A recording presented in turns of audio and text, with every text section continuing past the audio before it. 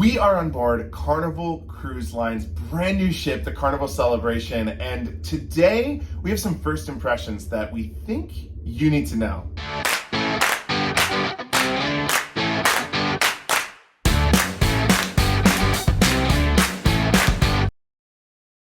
Hey everyone, what's up? My name is Jordan. And I'm Jared. And this is JJ Cruise. Like I said, we're on Carnival Cruise Line's brand new ship, the Carnival Celebration, cruising for 14 days from Southampton to Miami. So we have a lot of ship to explore, and we've already learned so much about this ship that we are excited to bring you all this information today. But before we do that, I want to welcome in all of our new JJ crew. We had a goal of 30,000 subscribers, and as soon as we stepped foot on the celebration, we soared over that number. So thank you very much to everyone that's new to the channel. And if you're not yet subscribed, please consider hitting that subscribe button below. And while you're at it, hit that thumbs up. It's free for you, but means the world to us. So thank you in advance for subscribing and giving us a like.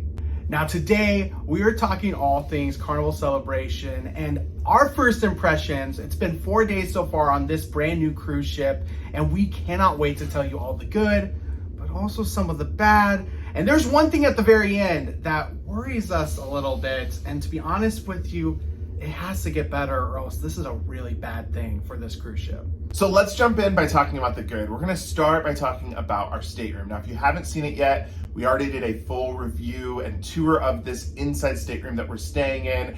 But there's something that's really good about this stateroom that we just had to add to the good side of this list, and that is the brightness and freshness of the design and artwork in the stateroom. For it being an inside stateroom, it feels really, really bright. Yeah, I mean, it's an inside stateroom, so there's no windows, there's no light coming from the outside, and to be honest with you, with all the lights on, it kind of feels like there is light in here coming in from the outside. It is light, it's bright, and it really gives you a good feeling being on the inside. The good part about this as well is when you turn all the lights off, it's still dark, and so you can sleep for hours and never know it's daylight outside. Another thing about the stateroom that we really like is there's a plethora of outlets, including some USBs on both sides of the bed. That's something that is rarely found on cruise ships today, but is a huge thing for anyone wanting to charge their phone or charge any device right next to their bed. Next, let's move on to the overall ship design. Now,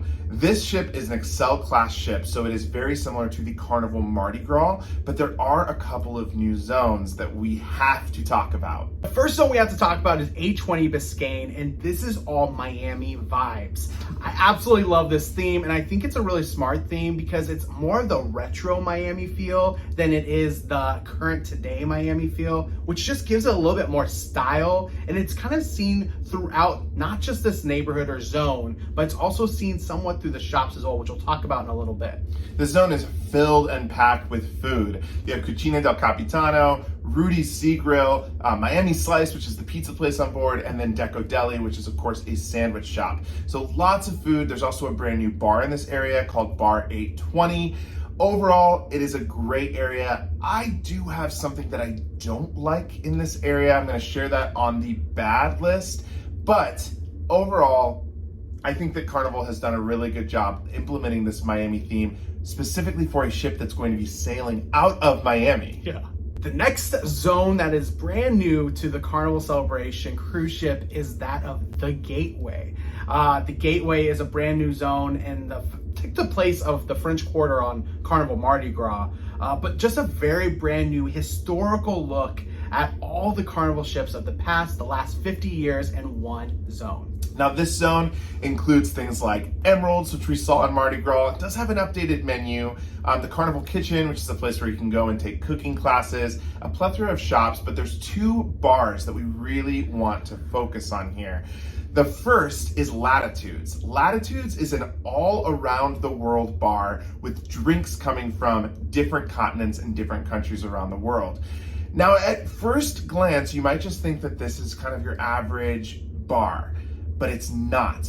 The Gateway includes giant LED screens, and every single night there's a different theme at the Latitudes bar that kind of overtakes the main walkway of the Gateway. So the screens will change and take you around the world as you sit and sip on international cocktails. The concept here is very high end. The cocktails are also high end and a little bit more on the pricey side, but we really like overall this concept. We had a couple of drinks there the other day, and you'll have to let us know what you think of Latitudes, because we think that it's just innovative and very, very unique. The second bar in this zone is called the Golden Jubilee. The Golden Jubilee celebrates Carnival Cruise Line's past. You have a corridor with portholes looking into every single decade since Carnival Cruise Line has been around, showcasing different innovative things that Carnival Cruise Line has brought to the cruise industry.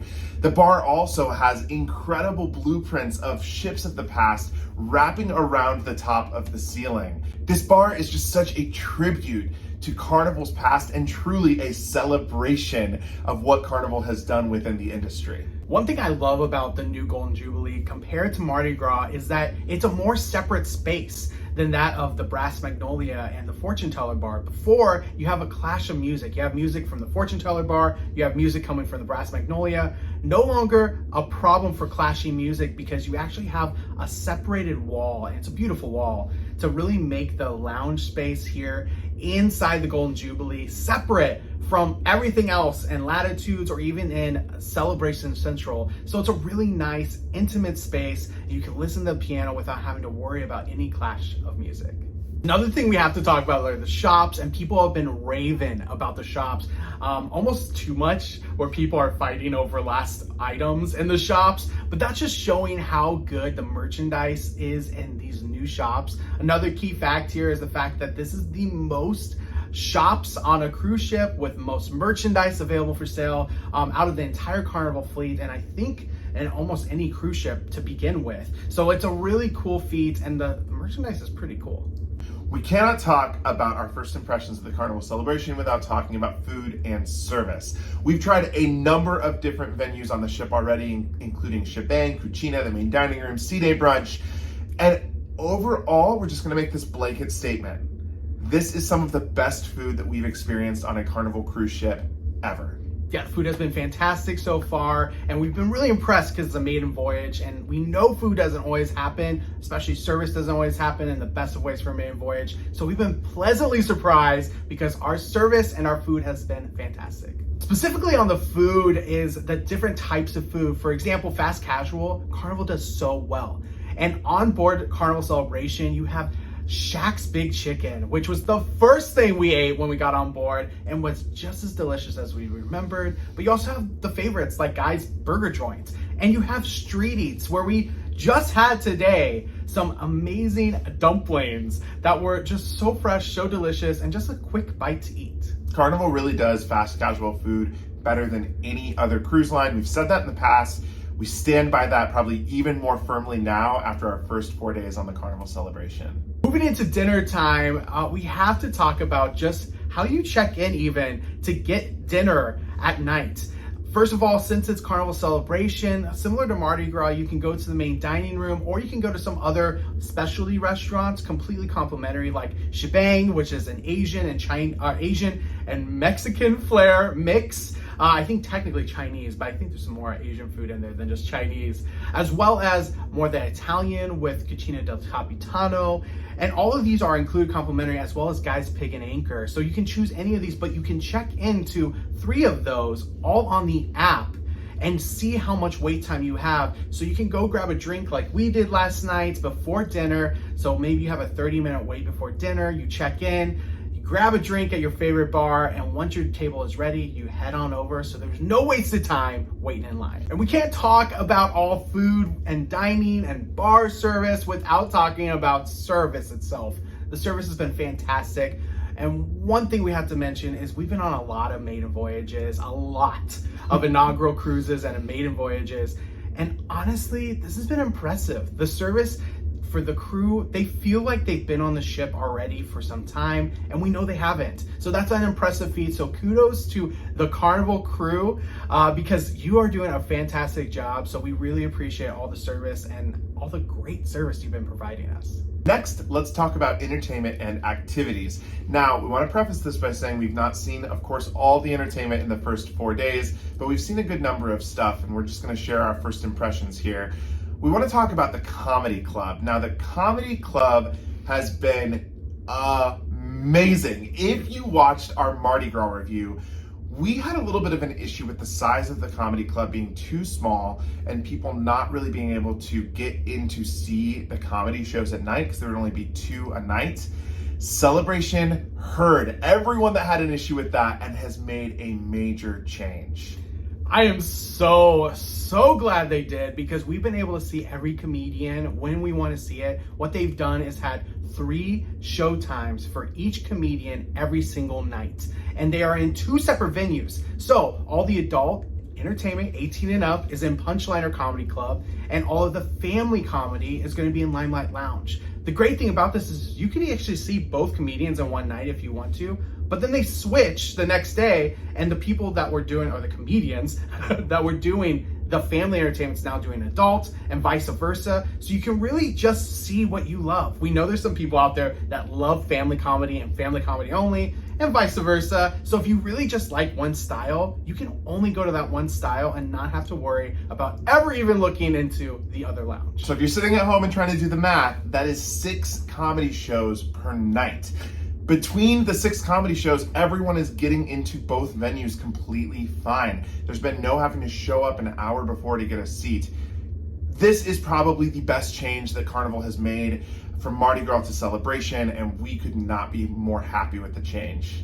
Another thing we like about kind of the entertainment is that even in the dining rooms, you have magicians walking around. So you can have a little bit of a distraction from any waits between the next dish, because these magicians come around, and some of them have been fantastic to where our minds are blown. We haven't been able to see any of the new stage shows yet from Playlist Productions because they're still in rehearsals. We can't wait to see 2 of them though later on in this cruise. The first one being the Most Magnificent Circus. We saw some rehearsals for that looks amazing, as well as Color My World, which is going to be a little bit more indie rock from what we hear. We haven't obviously experienced yet, so we don't know. 2 more new shows are coming later, one in December, one in May. So we will only get a little taste of all the new shows, but that will be coming in a later review. In terms of activities, there's been loads of activities on the ship provided every single day. We love seeing this, especially for a transatlantic crossing, because we have multiple days at sea. We've got a whole week at sea coming up.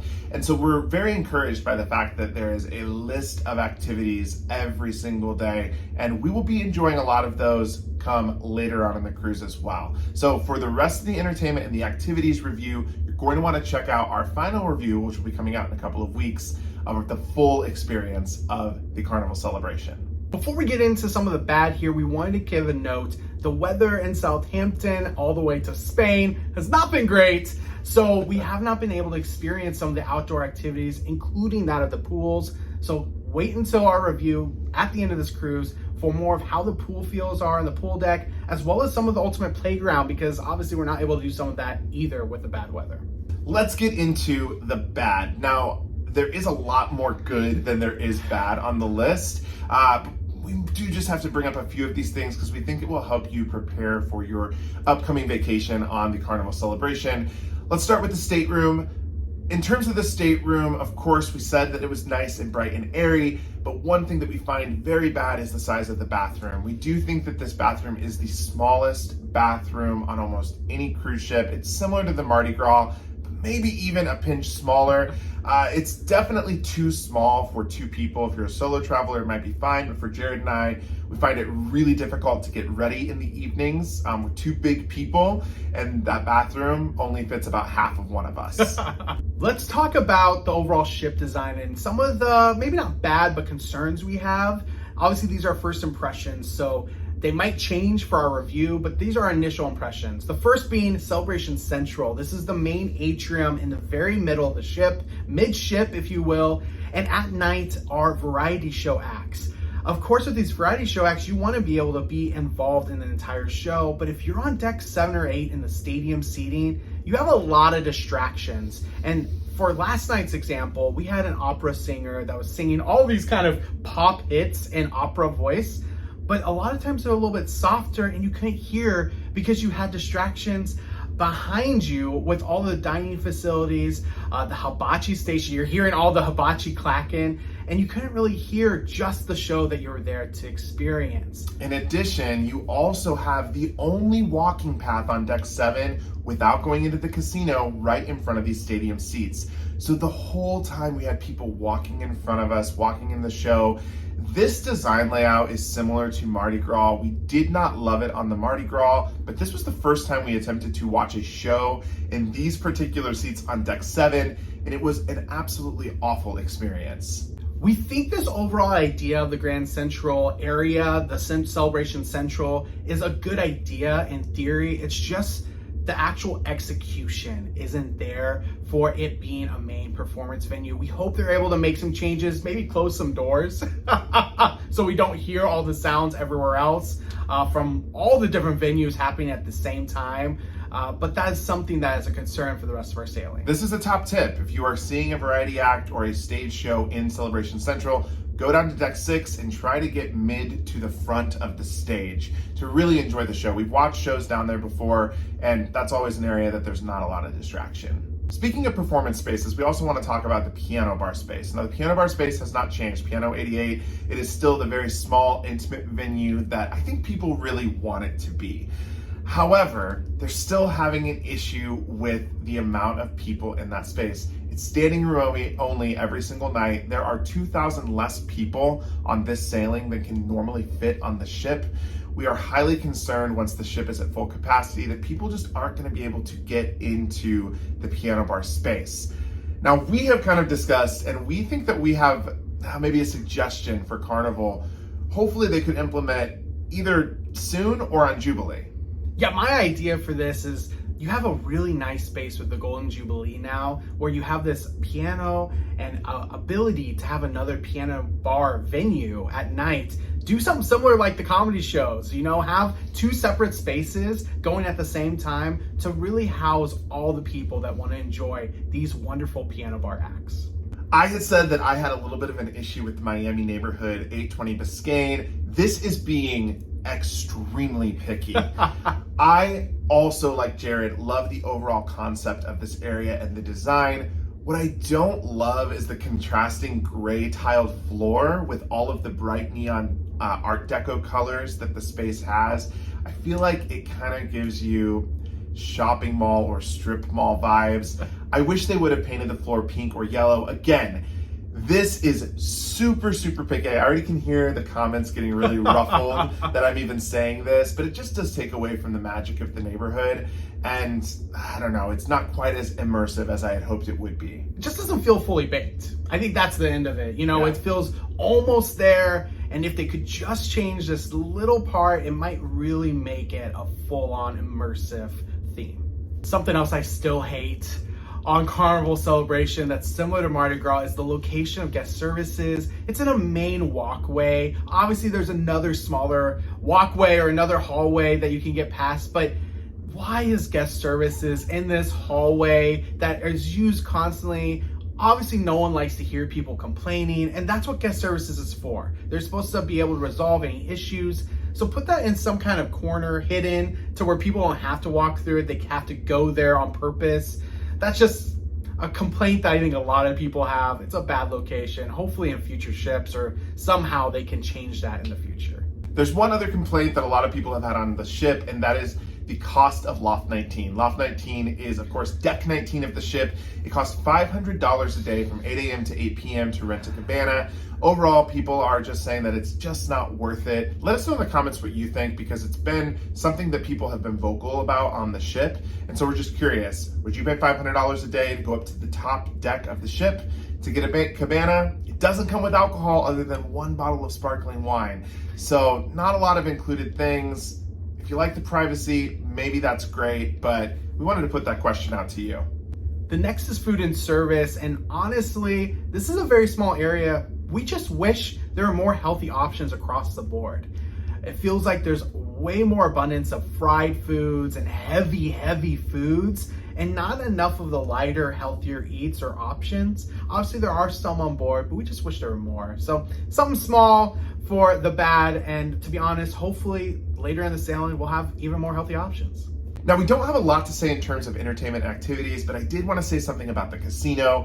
For those that have not been on an Excel class ship like Mardi Gras, the casino is most of Deck 7. This creates difficulties walking from one end of the ship to the other. It's a design problem that I think they need to think about and fix in the future. But also, in terms of the casino, there are so many Carnival Casino players on this ship. The casino is overpacked every single night, and already this casino is massive. I don't know what the answer is. I really feel like Carnival just cannot make a casino that's big enough to fit all of their players. Maybe in the future they need to come out with a Carnival Casino ship that is just the fun ship for casino players, because I know not everyone wants to see these casinos grow, but it just doesn't seem to be big enough. Yeah, it's a good problem for Carnival to have. Obviously, happening casino is not a big problem for them. They're probably happy about it. But when you have to wait in line for a slot machine and that line is already 2 people deep, you know you have not enough seats. So that was a majority of the bad, but we have one huge concern, and this has been a massive problem so far on our sailing, and that's in regards to the elevators. Now, hold on. Before you start going away like, oh, this is nothing, this is actually a big issue. The elevators have been breaking down. It hasn't just been that they're too small or that enough people can't get into the elevators, or it takes too long for an elevator to arrive.